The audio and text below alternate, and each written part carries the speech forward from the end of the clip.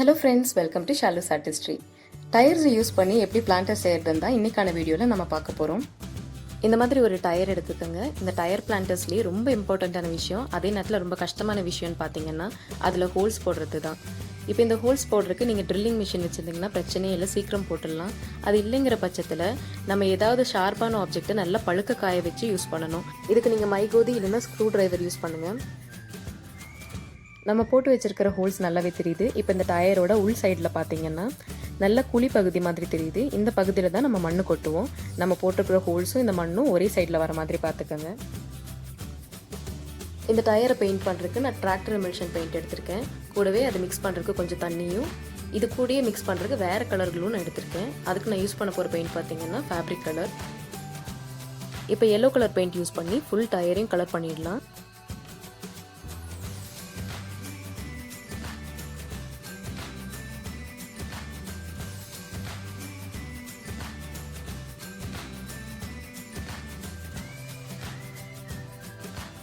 இந்த yellow paint காயறதுக்கு முன்னாடி நீங்கள் orange colour fabric paint use பண்ணி இந்த டயர் ஃபுல்லாக அடிக்கணும். இது ரெண்டும் சேர்ந்து நம்ம அடிக்கும்போது நம்ம ரெண்டுக்கும் இடப்பட்ட ஒரு கலர் வந்து நமக்கு கிடைக்கும். இது கிடைச்ச பின்னாடி கொஞ்சம் பார்டர் பகுதியில் வர வர இந்த ஆரஞ்சு கலர் பார்த்தீங்கன்னா கொஞ்சம் டார்க்கான ஷேடில் நம்ம வந்து கொடுக்கணும். இப்போ இந்த பெயிண்ட் கொஞ்சம் நேரம் காயட்டும்.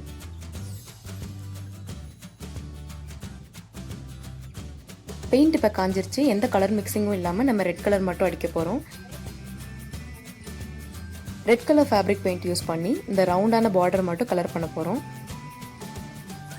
நம்ம கலர் பண்ணிட்டு இருக்கிற இந்த டயர் பார்த்தீங்கன்னா கொஞ்சம் ஒல்லியாக தான் இருக்குது. இதில் நீங்கள் 1 இல்லைன்னா 2 செடி வைக்கலாம். இப்போ நம்மளோட ஃபர்ஸ்ட் டயர் பிளான்டர் ரெடி ஆயிடுச்சு. இதே சைஸில் இருக்கிற இன்னொரு டயர் எடுத்து நான் blue and green colour mix பண்ணி அடிச்சிருக்கேன். இதில் எங்கெல்லாம் ப்ளூ கலர் கொடுத்துருக்கணும் அந்த இடத்துல இன்னும் டார்க்கான ஒரு ஷேடில் ப்ளூ கலர் கொடுத்து இதை டெக்கரேட் பண்ணிகிட்ருக்கேன். செகண்ட் பிளான்டர் ரெடி ஆகிடுச்சு. தேர்ட் பிளான்டருக்கு நான் எடுத்துருக்கிற டயர் சைஸ் பார்த்தீங்கன்னா நல்ல பெருசாக இருக்குது. இதில் குறைஞ்சபட்சம் ஒரு 3 செடியாவது வைக்கலாம். இதை பெயிண்ட் பண்ணுறதுக்கு நான் டிராக்டர் எமல்ஷன் பெயிண்ட் யூஸ் பண்ணிகிட்ருக்கேன். இப்போ இந்த மொத்த டயரையும் ப்ளூ கலரில் நம்ம அடித்து முடிச்சிடலாம்.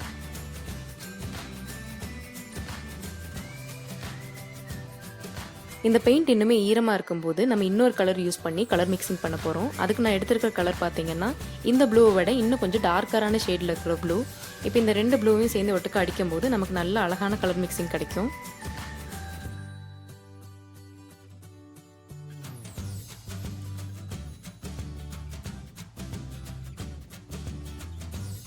நம்ம 3வது டயர் பிளான்டரும் ரெடி ஆயிடுச்சு. இப்போ நம்ம கிட்ட கலர்ஃபுல்லான அழகான 3 பிளான்டர்ஸ் இருக்குது.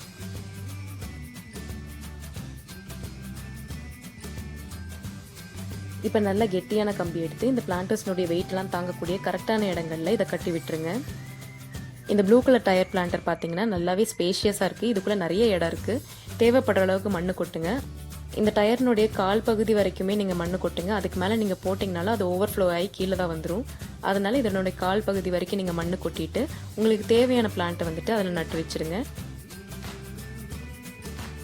இந்த பிளான்ட்டை நட்ட பின்னாடி அதனுடைய வேரெல்லாம் ஃபுல்லாக கவர் ஆகிற அளவுக்கு மண்ணு போட்டுருங்க.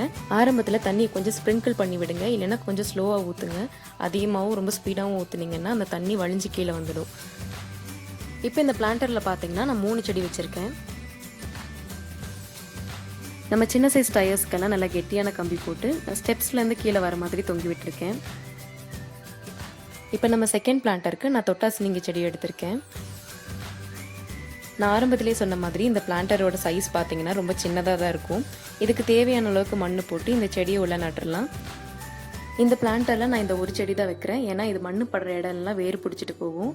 அதனால இந்த ஒன்று மட்டும் நல்லா படர்ந்து வளர்ந்தா போதுன்னு வச்சுருக்கேன். இப்போ இந்த செடிகளுக்கெல்லாம் நம்ம தண்ணி ஊற்றும் போது இந்த ஹோல்ஸ் வழியில் எக்ஸஸான தண்ணியெல்லாம் வெளியே வந்துடும். இப்போ இந்த 3வது பிளான்டரில் நான் சங்குப்பூ செடியோட ஒரு சின்ன நாற்று வச்சுருக்கேன். இது கூடயே நான் இன்னொரு செடியும் வச்சுருக்கேன். இந்த செடி பார்த்தீங்கன்னா மண்ணு படுற எல்லா இடத்துலையுமே வேர் விட்டுட்டே இருக்கும். இதனால இந்த வேர் இந்த மண்ணை நல்லா கிரிப்பாக பிடிச்சிக்கும். பலமாக மழை வந்தாலோ இல்லை நம்ம தண்ணி அதிகமாக விட்டால் கூட இங்கே இருக்கிற மண் வந்து கீழே வந்துடாது. பெரிய டயர் பிளான்டரில் நீங்கள் தாராளமாக 3 செடி பக்கத்தில் வைக்கலாம். ஆனால் சின்ன டயர் பிளான்டரில் 1 2 வைங்க. முடிஞ்ச அளவுக்கு தரையில் படரக்கூடிய செடி வச்சிங்கன்னா ரொம்ப நல்லது. இப்போ நம்ம டயர் பிளான்டர்ஸ் ரெடி ஆயிடுச்சு. இந்த ஐடியாஸ் உங்களுக்கு பிடிச்சிருந்துச்சுன்னா கண்டிப்பாக இந்த வீடியோ லைக் பண்ணுங்கள், உங்கள் ஃப்ரெண்ட்ஸோட இதை ஷேர் பண்ணுங்கள். இது வரைக்கும் நீங்கள் சப்ஸ்கிரைப் பண்ணலைன்னா மறக்காமல் ஷாலோ சாட்டிஸ்டிக்கு சப்ஸ்கிரைப் பண்ணுங்கள்.